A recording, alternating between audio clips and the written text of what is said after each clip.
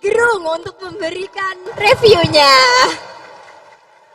Oke, ada istilah diucapkan oleh Anies Baswedan, veil of ignorance.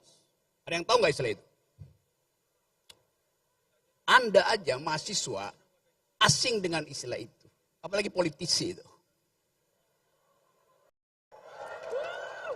Hanya dosen yang mampu mengucapkan istilah dan mampu mempertanggungjawabkan pengetahuan dia tentang istilah itu. Yang belajar filosofi, legal, politics, itu istilah datang dari John Rawls. Dalam bukunya A Theory of Justice. Ada di halaman 213.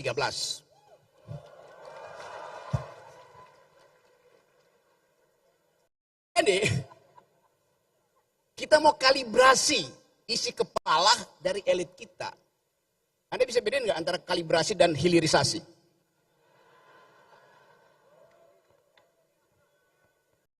Kalibrasi artinya mencari ukuran yang tepat.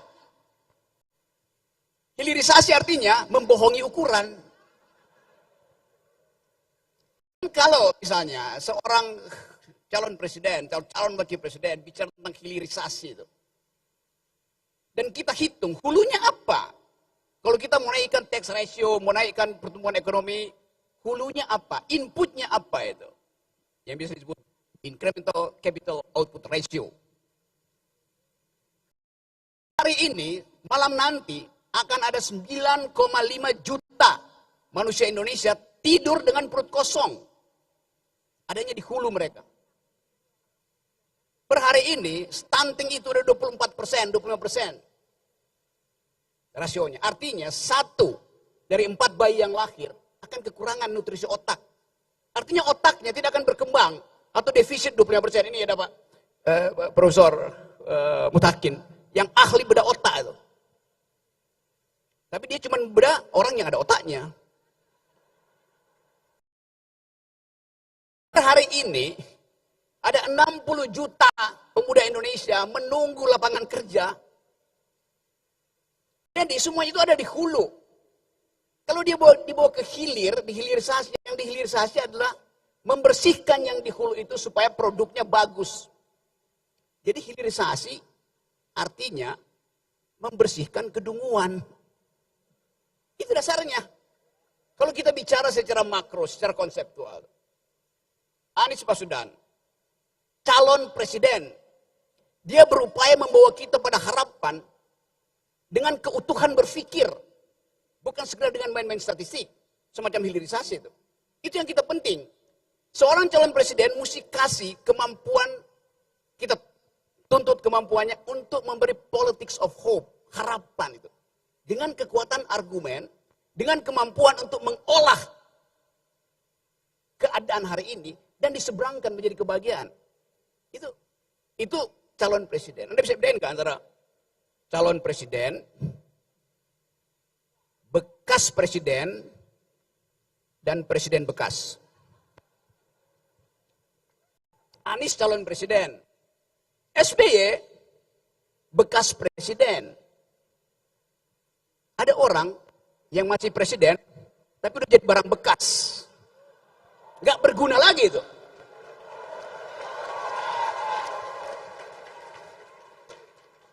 Saya balik pada soal kita. Yang kita perlukan bukan forum debat yang dibangun oleh KPU. Di mana moderatornya cuma jadi timekeeper. Habis waktu. Dia nggak bisa interupsi kesalahan berpikir dari seorang kandidat di situ. Atau panelis cuma bagian ngambil-ngambil dari fishbowl. Apa? Ini baru debat. Tempat kita menguras pikiran dan mengupas pikiran. Karena pikiran hanya disebut pikiran kalau mau dikupas. Dan pikiran yang tidak dikupas, dia harus datang dari isi kepala seseorang. Bukan dari bisikan earphone.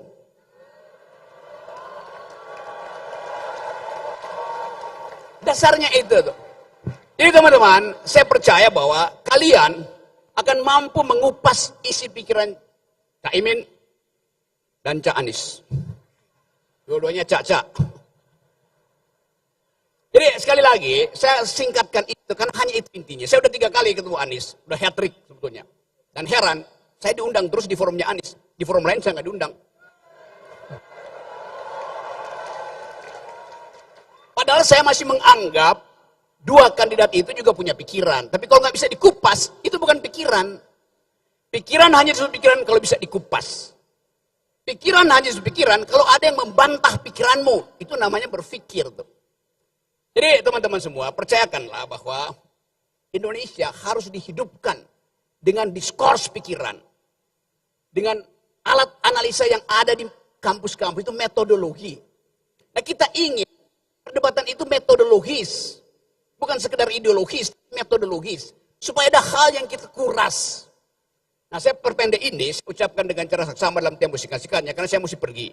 Saya masih ada acara, tapi saya pastikan bahwa saya ingin, saudara-saudara, memilih seseorang yang pikirannya tebal, bukannya amplopnya tebal. Hanya itu poinnya.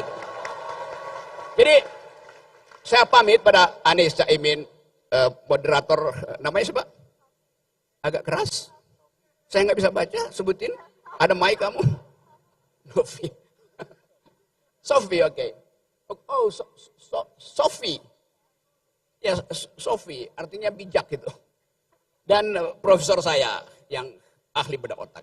Jadi manfaatkan forum ini, ucapkan kejengkelan saudara pada mereka berdua. Jangan puji-puji itu. Kritik mereka berdua. Supaya kita pastikan bahwa calon presiden Anda tiba di 2024 karena dikalibrasi oleh pikiran, dikalibrasi oleh universitas. Itu poin saya. Assalamualaikum warahmatullahi wabarakatuh. Waalaikumsalam warahmatullahi wabarakatuh. Dan hari ini malam Natal, sebagian dari teman-teman pasti ada yang merayakan Natal. Saya ucapkan selamat menikmati terang Natal. Sambil saya percaya bahwa terang pikiran akan ada pada Anies sampai 14 Februari 2024. Terima kasih. Baik, terima kasih kepada Bung Rocky. Sekali lagi tepuk tangan untuk Bung Rocky Gerung. Baik, karena ini Bung Rocky waktunya sedikit sekali ya Bung. Terima kasih atas waktunya. Hidup akal sehat. Baik.